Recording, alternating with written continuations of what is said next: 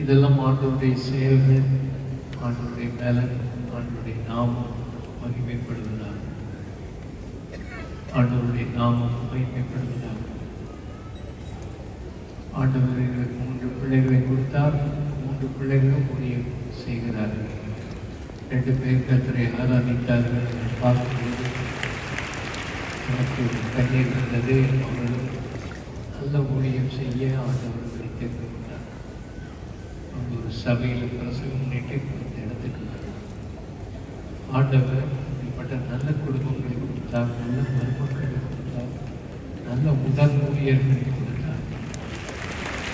உடல் ஊழியர்கள்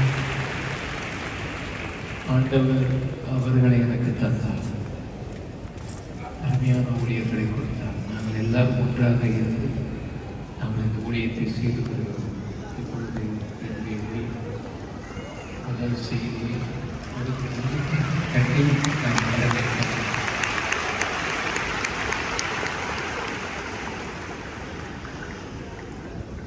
கர்த்தருடைய பரிசுத்த நாமத்துக்கு ஸ்தோத்திரம்.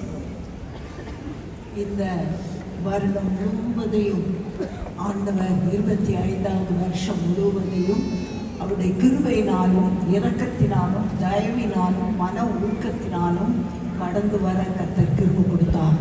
எல்லாரும் கரங்களை உயர்த்தி 2 கரங்களை உயர்த்தி அவருக்கே நாம் நன்றி செலுத்தலாம். துதி கனம் மகிமை எல்லாம் நம்முடைய ஆண்டவருக்கு மாத்திரம்தான்.